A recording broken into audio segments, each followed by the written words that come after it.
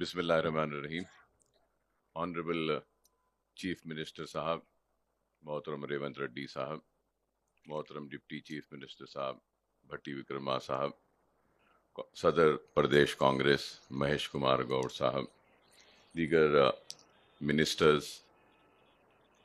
ساتھی اراکین اسمبلی، اراکین کونسل، ریاست تلنگانہ کے نوجوانوں کی طرف سے اور بالخصوص مائنورٹیز و مسلم نوجوانوں کی طرف سے میں حکومت کا اور چیف منسٹر صاحب کا اور ڈپٹی چیف منسٹر اور سارے وزراء کا اور کانگریس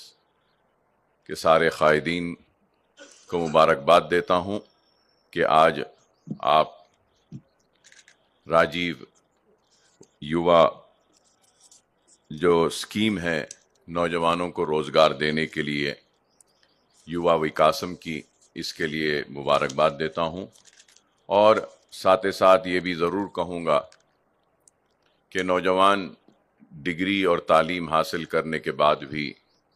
روزگار کے لیے پریشان ہے، اور بے شمار وعدے کیے گئے تھے۔ تو کسی نے کہا کہ سال میں 2 کروڑ نوکریاں دیں گے، تو کسی نے کہا کہ بے روزگاری کو دور کریں گے، مہنگائی کو کم کریں گے، لیکن بولنے والوں نے اپنے کسی وعدے کو پورا نہیں کیا۔ لیکن ریونت ریڈی صاحب کی حکومت آج آہستہ ہی صحیح اپنے کیے گئے وعدوں کو پورا کرنے کی کوشش کر رہی ہے، اور اسی کوشش کا ایک حصہ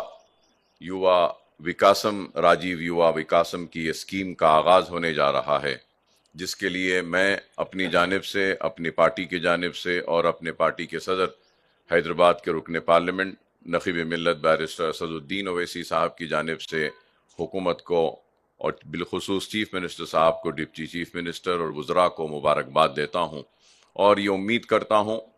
کہ یہ اسکیم میں مسلمانوں کو بھی برابر کا حصہ دیا جائے گا، کیونکہ یہ بات اس لیے میں کہہ رہا ہوں کہ آپ نے حالیہ عرصے میں کاسٹ سروے بھی کروایا اور مسلمانوں کی ساری پسماندگی آپ کے سامنے ہے۔ تو میں امید کروں گا کہ یہ اسکیم میں ایک آبادی کے حساب سے مسلم ڈومینیٹڈ ڈسٹرکٹس میں سارے مسلمانوں کو اور بالخصوص مائنورٹیز کو بھی برابر کا حصہ ملنا چاہیے، کیونکہ ہر وقت ہوا یہ کہ ناانصافی ہوئی، چاہے 2 بیڈ روم ہو، اور جس زمانے میں پٹے بھی دیے جاتے تھے، بے گھروں کو زمین دی جاتی تھی اور گھر دیا جاتا تھا، تو اس وقت بھی ناانصافی ہوئی اور پرسنٹیج 1 یا 2% ہی مسلمانوں کا رہتا تھا۔ تو ہم نے نمائندگی کی اسمبلی اور اربن اور رورل ایریاز میں آبادی کے حساب سے 10% اور 20% ایلوکیشنز کیسا بھی مسلمان اور مائنورٹیز کو ہونے کا ایک جیو نکالا تھا۔ تو میں امید کروں گا کہ آپ کی یہ اسکیم کامیاب ہوگی اور کئی نوجوانوں کو اپنے پیروں پہ کھڑے ہونے کا موقع ملے گا، ان کی زندگی میں خوشحالی آئے گی، ترقی آئے گی، اور مسلم نوجوان جو بے روزگار ہیں ان کو بھی اس اسکیم کے ذریعے برابر حصہ ملے گا ان کی آبادی کے حساب سے، اور ان کی زندگیوں میں بھی خوشحالی آئے گی۔ تو میں پھر سے مبارکباد دیتا ہوں، اور رمضان کے اس بابرکت مہینے میں اللہ سے دعا کرتا ہوں کہ اللہ سبحانہ و تعالیٰ اس اسکیم کو کامیاب کرے، کامرانی دے، اور اس اسکیم کے ذریعے بے روزگار اور اپنے پیروں پہ کھڑے ہونے والوں، خواہش رکھنے والوں کو کامیابی و کامرانی ملی۔ بہت بہت شکریہ۔